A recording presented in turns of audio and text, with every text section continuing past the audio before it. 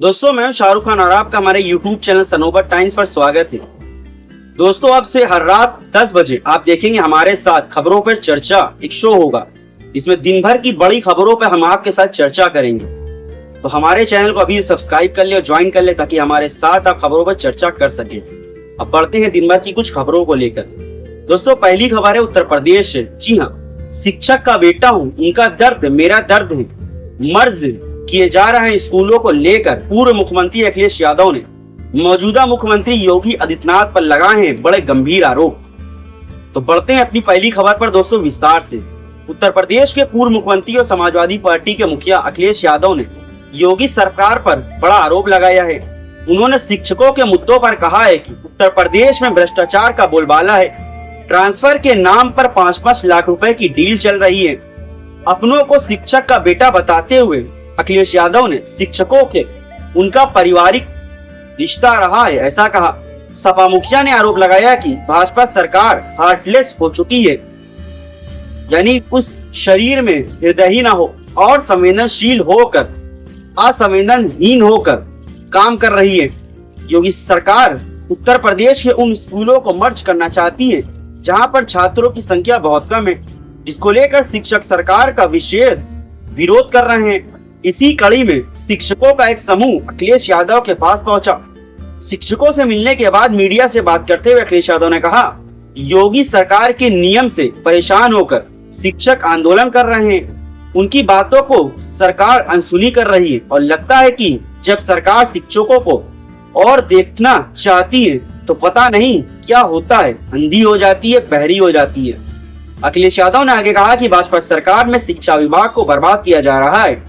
भाजपा रूढ़िवादी है और वो जनता का पढ़ा लिखा व्यक्तित्व सवाल उठाता है। जी हाँ, आम जनता में जो व्यक्ति पढ़ा लिखा हो वो मौजूदा मुख्यमंत्री योगी आदित्यनाथ हो या भाजपा के अन्य नेताओं सवाल उठाता है तो पढ़े लिखे लोगों का वो विभाजनकारी राजनीति पर विरोध करते आए हैं। यानी फूट डालो राज करो की राजनीति भाजपा सरकार अपनाती है, धर्म के नाम पर लड़वाती है।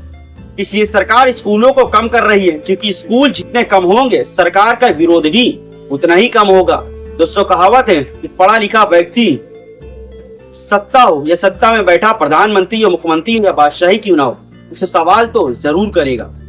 दोस्तों शिक्षित व्यक्ति नौकरी मांगेगा, नौकरी होगी तो आरक्षण भी देना होगा। इसलिए आरक्षण विरोधी सरकार के एजेंडे में नौकरी नहीं है। अखिलेश यादव ने आगे कहा कि मेरे पिता मुलायम सिंह यादव भी एक शिक्षक थे, यानी टीचर थे, इसलिए मैं शिक्षकों का दर्द बहुत अच्छे से समझता हूँ। ये समझ मैं नहीं आ रहा है कि सरकार पता नहीं क्यों स्कूलों को बंद करना चाहती है। सरकार का यही रवैया उसे हार्टलेस, बिना शरीर के हृदय वाला बनाता है। उत्तर प्रदेश भर में शिक्षकों का शोषण किया जा रहा है। दोस्तों बढ़ते अपनी आज की दूसरी खबर की ओर। पुलिस ने कसली कमर, तीर्थ नगरी में बिना आधार कार्ड वालों पर होगी सख्त कार्रवाई। जी हाँ, तीर्थ नगरी ब्रिजघाट अपराध एवं अपराधियों के लिए सुरक्षित स्थल बनता जा रहा है। यहाँ लोगों की छिनौती, नशा, लूट, हत्या, चोरी आदि की घटनाओं को अंजाम देना आम सी बात हो गई है। इन्हीं समस्याओं को लेकर दैनिक जागरण द्वारा खबर प्रकाशित करने के बाद उच्च अधिकारियों को निर्देश पर पुलिस एक्शन में आई थी। दैनिक जागरण द्वारा 18 जून के अंक में अपराधियों के लिए सुरक्षित चरण स्थली बन रही तीर्थ नगरी ब्रजघाट नामक शीर्षक से एक खबर को प्रकाशित किया गया था। इसमें तीर्थ नगरी में पिछले कुछ समय से घटित हुई घटनाओं, केंद्रीय नारकोटिक्स ब्यूरो द्वारा करीब 80 लाख रुपए की कीमत की दवाइयों का जखीरा पकड़े जाने इत्यादि को लेकर प्रमुखता से खबर को प्रकाशित किया गया था। इस खबर के प्रकाशित होने के बाद से गढ़ पुलिस ने अब अपनी रणनीति को बदल ली है। लोगों की पहचान एवं सत्यापन का कार्य शुरू कर दिया है। अब पुलिस झुग्गी झोपड़ियों, गेस्ट हाउस, धर्मशालाओं में रहने वाले लोगों की आधार एवं सत्यापन का कार्य करने में जुट गई है। पुलिस का साफ संदेश है कि जिसके पास आधार कार्ड नहीं है उसको किसी भी सूरत में यहाँ नहीं रुकने दिया जाएगा। इसके अलावा यदि कोई आपराधिक किस्म का व्यक्ति मिलता है तो उसको गिरफ्तार कर कानूनी कार्रवाई की जाएगी। इसी के साथ अब तीर्थ नगरी में गंगा घाट से लेकर अलग अलग स्थानों में सादी वर्दी में पुलिस कर्मियों को निगरानी रखने के लिए निर्देश भी दिए गए हैं। इनमें मिलने वाले इनपुट के आधार पर पुलिस आगे की कार्रवाई करेगी। दोस्तों दैनिक जागरण ने जो सुझाव दिए थे कुछ इस तरीके थे।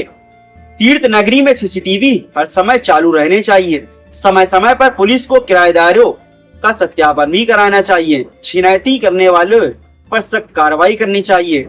यहाँ पुलिस की अतिरिक्त व्यवस्था होनी चाहिए। साथ ही अनैतिक कार्य में लिप्त लोगों पर सख्त कार्रवाई होनी चाहिए और अनेक धर्मशालाओं में हो रहे अवैध धंधों को लेकर जांच भी होनी चाहिए। दोस्तों, इस पूरे प्रकरण पर नीरज कुमार कोतवाली प्रभारी निरीक्षक का कहना है कि तीर्थ नगरी की छवि को किसी भी तरह का नुकसान नहीं होने दिया जाएगा। पुलिस ने अब घर घर जाकर सत्यापन शुरू कर दिया है। संदिग्धों पर नजर रखने के लिए सादी वर्दी में पुलिस कर्मियों को लगाया भी गया है।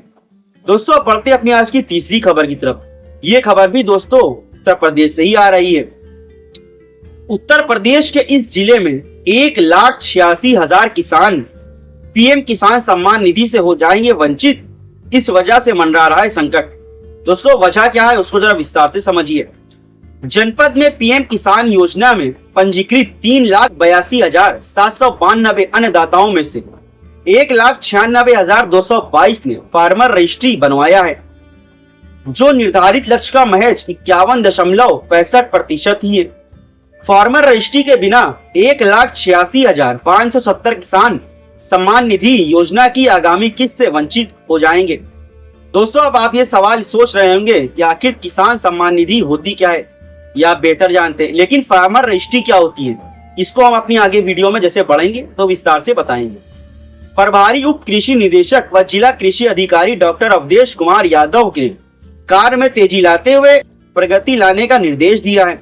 जनपद के तहसील सदर में 1,53,175 में से 77,375 यानी कुल 50.90%, चुनार में 1,19,082 में से 63,609 यानी उसका कुल 53.84%, मडिहान में 46,438 में से 31,244 यानी कुल 49.09% एवं लालगंज में 64,097 में से 31,463 यानी इसका कुल जो बनता है 53.65% किसान रजिस्ट्री हुआ है।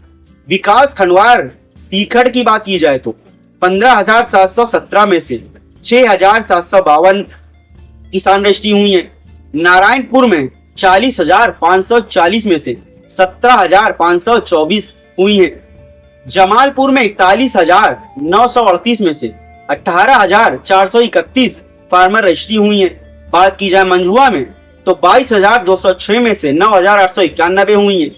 पहाड़ी में 25,317 में से 11,752 फार्मर रजिस्ट्री हुई है। इसी तरीके दोस्तों अन्य जिले हैं, जैसे सिटी में 39,659 में से 17,978 हुई है।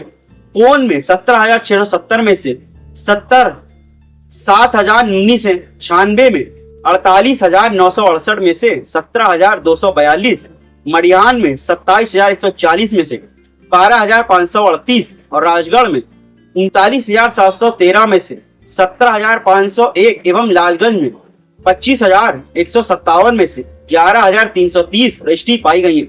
दोस्तों, खबर तो आपको बोरियत लग रही होगी, लेकिन ये सोचिए कि आज हमारे देश और उत्तर प्रदेश में किसानों का हाल क्या है वो भी समझिए।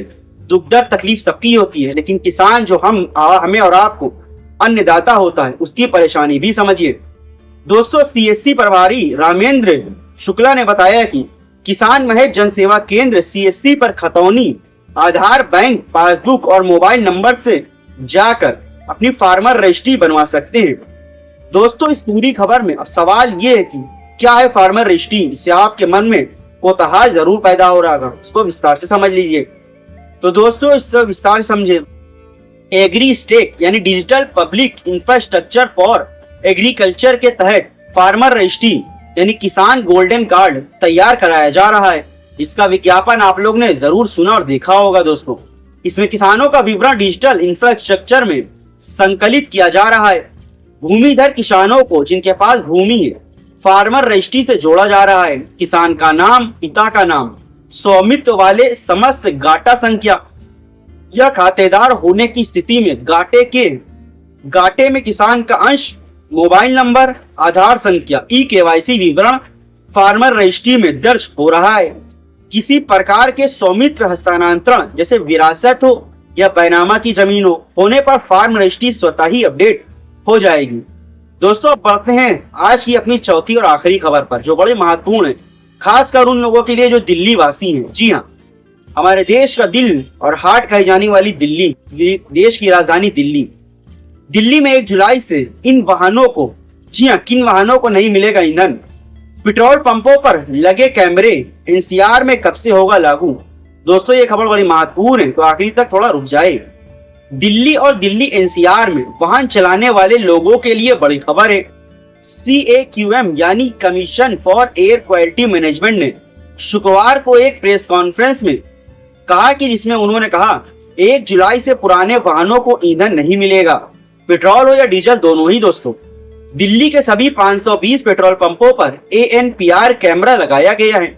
CAQM ने कहा कि ऐसे वाहनों की पहचान होगी जो सेंट्रल डेटाबेस से जुड़ेगा। 1 नवंबर से एनसीआर के 5 जिलों में यही सिस्टम लागू होगा।